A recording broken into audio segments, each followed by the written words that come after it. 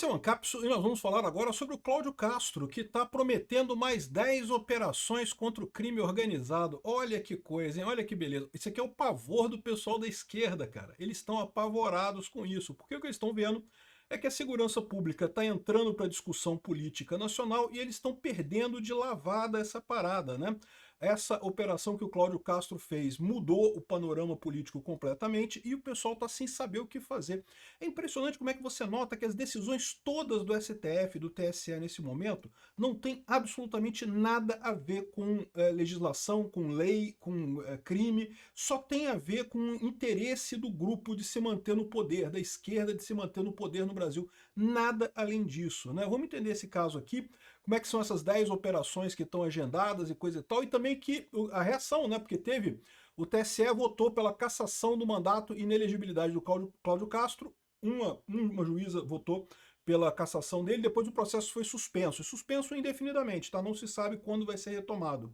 Vamos entender esse caso aqui. Essa notícia foi sugerida por Oquilupo desovou em um aquário na Moca, Governo dos Bandidos e várias outras pessoas. Obrigado aí ao pessoal que sugeriu notícias lá no nosso site, no visãolibertaria.com. E obrigado a você que está assistindo o nosso vídeo. Se você gosta do nosso conteúdo, por favor, deixe o seu like, se inscreva aqui no canal, né?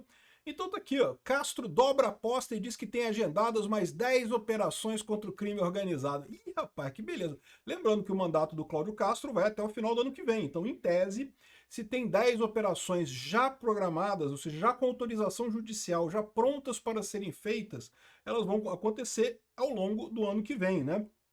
Aqui, ó. Cláudio Castro vai dobrar a aposta, embalado nas pesquisas e que sem exceção mostram apoio da população à operação dos 121 soldados mortos no Complexo da Penha, do Alemão. O governador garante que tem mais 10 operações agendadas já, ou seja, operações já com autorização judicial para serem iniciadas. Não são ocupações de favela, não acredito em ocupação, mas ações que podem guardar semelhança com a da semana passada, ou seja, operações cujo objetivo é prender pessoas que estão já com mandado de prisão emitido pela justiça, né? Isso não tem nada demais, porque isso é a obrigação da polícia. De fato, se a justiça emitiu mandado de prisão para as pessoas, o que a polícia tem que fazer é ir lá na favela, ou onde quer que seja, né, onde estejam os bandidos, e fazer essa prisão das pessoas, né? Castro diz também que em dezembro deverá começar pela região de Jacarepaguá, na zona sudoeste da capital, uma outra ação, dessa vez de retomada de territórios. Tem alguma inconsistência aqui, né? Porque ele está dizendo aqui não serão ocupações de favelas, não acredito em ocupação, mas depois diz aqui que vai ter uma outra ação, dessa vez de retomada de territórios.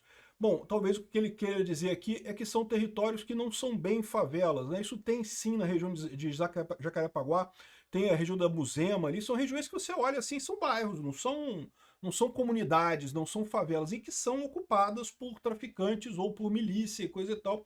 E aparentemente o Cláudio Castro tem isso em vista, né? Pode ser que seja isso que ele está querendo dizer aqui.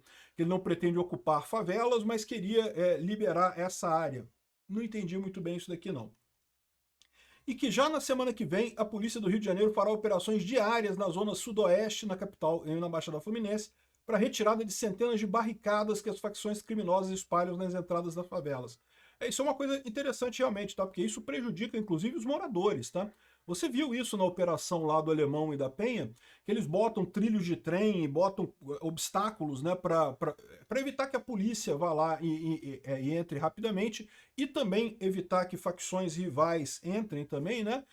Só que isso acaba prejudicando o trabalhador. A pessoa mora ali naquela rua, ela não consegue botar o carro mais ali, a rua está fechada, o tráfico fechou a rua, e não tem o que fazer, vai reclamar para quem, né? Então, serão 5 a 10 grupos de policiais fazendo o trabalho. Vamos aguardar isso daí, mais operação do Cláudio Castro está prevista em breve. Isso é uma boa notícia, né? E como a gente falou aqui, ó, a segurança já está dominando a polarização política e deve ser tema central da disputa presidencial no ano que vem. Ninguém tem dúvida disso, ou seja, essa operação só trouxe um tema que era um tema que já estava bastante consolidado, que já vinha aparecendo em todas as pesquisas de opinião como uma preocupação dos brasileiros, né? A segurança pública é realmente algo crítico e é algo que o governo Lula não tem respostas, né? Então, repara como é que todas as decisões são com o objetivo único e simples de conter o bolsonarismo. Não podemos... Esse pessoal achava que o bolsonarismo é uma função do Bolsonaro. Não, quando a gente prender o Bolsonaro, aí não tem mais jeito, aí o bolsonarismo acaba. E eles estão vendo que não, cara. O bolsonarismo é o contrário. É um sentimento que o povo tem e que vai de baixo para cima. Se o Bolsonaro realmente for preso definitivamente, não conseguir sair, eu acho pouco provável isso. Eu acho que, inevitavelmente, em muito pouco tempo, essa situação do Bolsonaro vai ser revertida. Mas, se isso realmente acontecer, vão surgir outras lideranças da mesma forma. Não há como evitar isso, né? Aqui, ó. Numa reviravolta de fatos, a segurança pública consolidou-se como eixo de embate político entre direita e esquerda no Brasil, e o tema deverá dominar a corrida presidencial de 2026. E essa mudança fortaleceu a direita e abalou o governo federal. O pessoal está vendo justamente essa questão. Porque é aquilo que eu falei para vocês, a esquerda não tem uma boa resposta para a questão da segurança pública. Ela fica nesse papo de que as vítimas da sociedade, coisa e tal.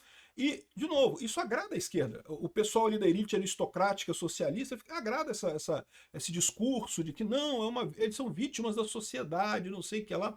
Mas na prática, para o pessoal que convive com isso diretamente, sabe que porra nenhuma, vítima da sociedade é o caralho. Eles fazem isso porque querem mesmo, porque são sacanas mesmo, né?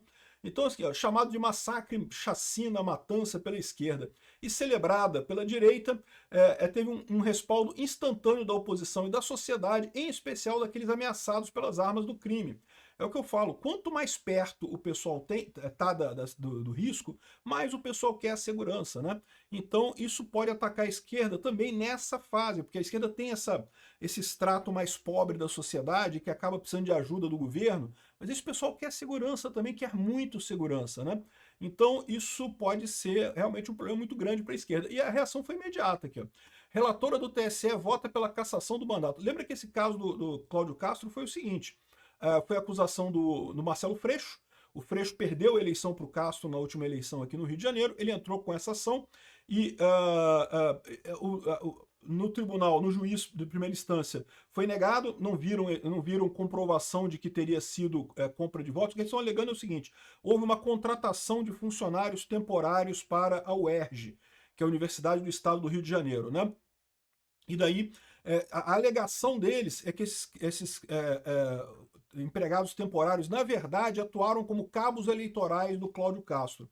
Só que simplesmente não tem prova nenhuma disso. Ou seja, realmente teve a contratação, mas os caras, em princípio, trabalharam na UERJ. Não há nenhuma comprovação de que isso tenha sido, que eles tenham sido usados para fazerem propaganda do Cláudio Castro. Tanto que na primeira instância não deu em nada, aí foi para o TRE do Rio, né? No TRE do Rio também o Cláudio Castro ganhou, não tem provas de que esses caras efetivamente fizeram campanha e coisa e tal, né? Aí agora foi pro TSE e estava parado no TSE. Tava parado no TSE. Aí teve essa operação agora, imediatamente a Carmen Lúcia puxou de volta. Não, vamos votar isso daqui. Temos que votar esse caso. Agora é urgente votar esse caso. Por que que se tornou urgente o caso que já tinha sido... o Cláudio Castro foi absolvido nas duas primeiras instâncias, não tinha nada contra ele. Eu vou te dizer o que que é. Isso era justamente o pessoal se preparando para usar esse processo ano que vem. É o que eu falo, a esquerda já estava planejando esse negócio de tentar dinamitar os candidatos todos da direita ano que vem.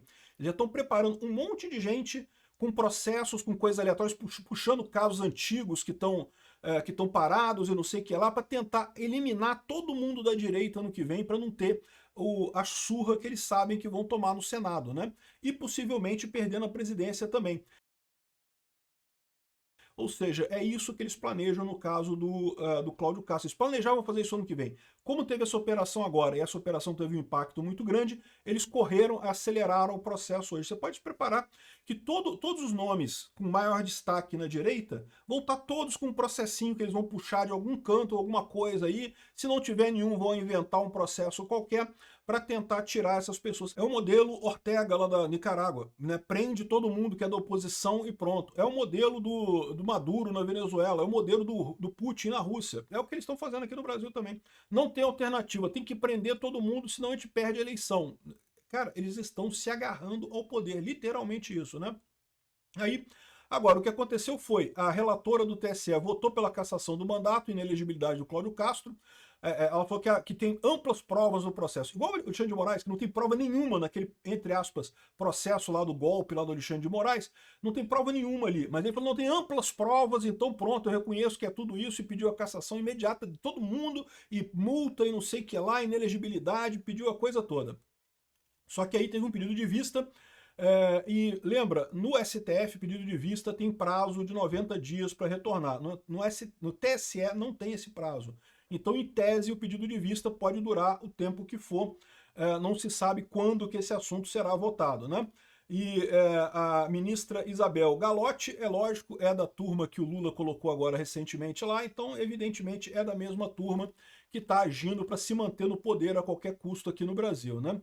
O Alexandre de Moraes, por sua vez, ainda não falou nada sobre a ação. Ele veio aqui no Rio de Janeiro, teve reunião com o pessoal, teve lá em Brasília também uma outra reunião com outras pessoas.